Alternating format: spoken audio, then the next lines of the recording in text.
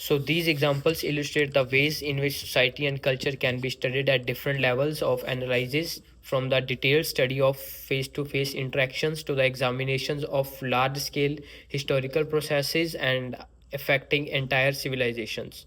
So I think it is a common to divide these levels of analysis into different gradations based on the scale of interaction involved.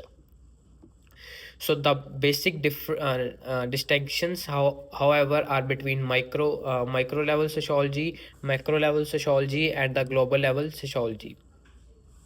The study of cultural rules of politeness in a conversation is an example of micro level sociology.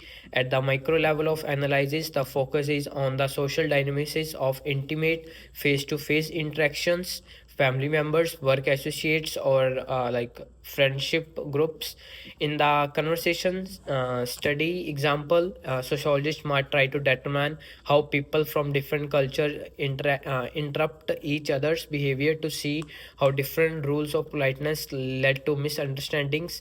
If the same misunderstandings occur consistently in a number of different interactions, the sociologist may be able to propose some generalizations about rules of politeness that would be helpful in reducing tensions in a mixed group dynamics, example during staff meetings or international negotiations. So macro level sociology focus on the properties of large scale society wide social interactions that extend beyond the immediate of individual interactions, the dynamics of institutions, class structures, gender relations, or whole populations. The example above of influence of migration on changing patterns of language usage is a micro level phenomena. Can be caused to structures or processes of social interactions that occur outside or beyond the intimate circle of individual social acquaintances. So these includes the economic, political, and other circumstances that led to migration, the educational media and other communication structures that help or hinder the spread of speech patterns, the class, racial, or ethnic divisions that create different slangs or cultures of language use, the relative isolation of integration of different communities within a population, and so on. And in a global level sociology, the focus is on variables, structures, and processes that extend beyond the boundaries of a state or a specific societies. In the era of globalizations, uh, I think his name is Beek. His name is Beek. In 2000, has pointed out in many respects, people in modern society no longer live and act in the self-enclosed spaces of national states and their respective national societies. So, issues of climate, images of popular culture.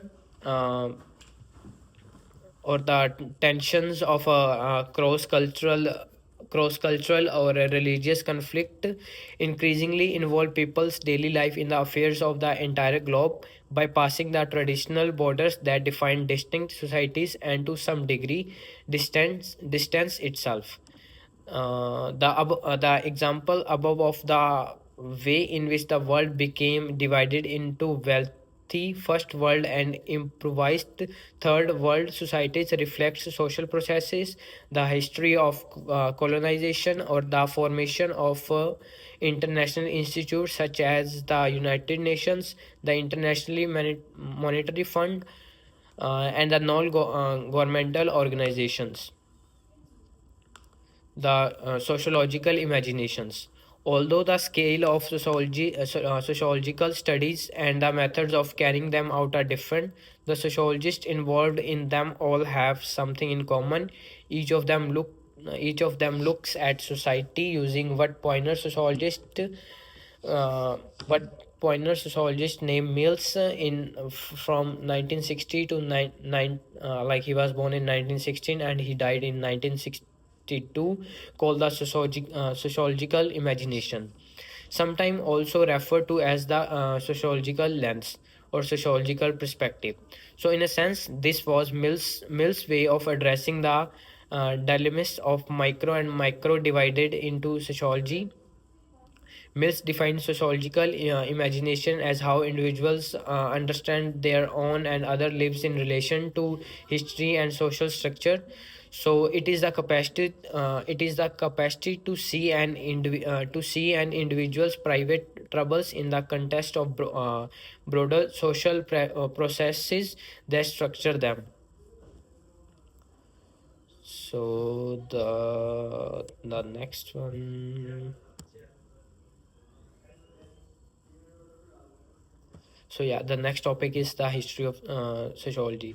So since ancient times, people have been fascinated by the relationship between individuals and the societies to which they belong. So the ancient Greeks might be said to have provided the foundations of sociology through the distinction they drew between nature and the law or custom. Whereas nature or physics for the Greeks was what emerged from itself with without human intervention, nomos in the form of laws, customs, or ways of life were human conventions designed to shape human behavior. The modern sociological term norm comes from the Greek word nomos. It means historised by it. The meaning of this word is social rule that regulates human behavior. So now I will gonna talk. Now I'm gonna talk about so like why we should study the sociology, right? So there was a one person named Brennan Blitzen picked up the phone one day in 1961. He was surprised to hear Chief Justice on the other end of the line asking him to research director for the nearly established Royal Commission on Health Services. So publicly funded healthcare had been introduced for the first time in Canada that year by a socialist cooperative Commonwealth government in Saskatchewan. So, sociology in the workplace. So, employers continue to seek people with what are called transferable skills. This means that they want to hire people whose knowledge and education can be applied in a variety of settings and whose skills will contribute to various tasks. Studying sociology can provide people with this wide knowledge and a skill set that contribute to many workplaces, including an understanding of social systems and law, and the ability to devise and carry out research projects to assess whether a program or policy is working, the ability to collect, read, and analyze statistical information from polls or from surveys. So it will also help in skills in preparing reports and communicating complex ideas.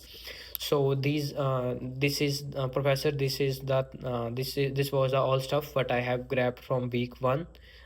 My name is Vikram Sharma and my student ID is 2326762. Thank you.